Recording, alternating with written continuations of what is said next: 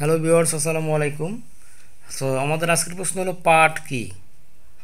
পাটকে সোনালী আঁশ বলা হয় কেন? পাটের চারটি ব্যবহার লিখো। তো তিনটা কোশ্চেন আছে আমাদের। প্রথম প্রশ্ন কি, পাট কি? পাট বাংলাদেশের প্রধান অর্থকরী ফসল। তাহলে আমাদের প্রথম প্রশ্নের অ্যান্সার হয়ে গেল যে বাংলাদেশের অর্থকরী ফসল পাট। প্রধান অর্থকরী ফসল হলো পাট। আচ্ছা, পাটকে সোনালী আঁশ বলা হয় কেন? পাটের রং সোনালী এবং এটি রপ্তানি করে প্রচুর বৈদেশিক মুদ্রা অর্জিত হয় বলে পাটকে সোনালী আঁশ বলা হয়। তাহলে আমাদের এক নম্বর কারণ হলো পাটের রংটা সোনালী এবং এই পাট বিদেশে রপ্তানি করে প্রচুর পরিমাণ বৈদেশিক মুদ্রা অর্জন করা হয়, এই কারণে পাটকে সোনালী আঁশ বলা হয়।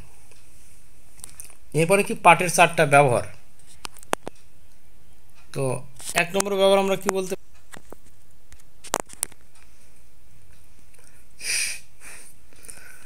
পাট দিয়ে তৈরি চারটি দ্রব্য কি? চটের বস্তা, পাটের তৈরি শৌখিন ব্যাগ, সিকা ও নানা রকম শৌখিন দ্রব্য, পাটের দড়ি।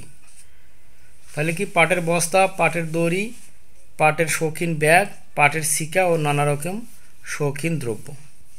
এই ছিল আজকের ভিডিও। আল্লাহ হাফেজ, আসসালামু আলাইকুম।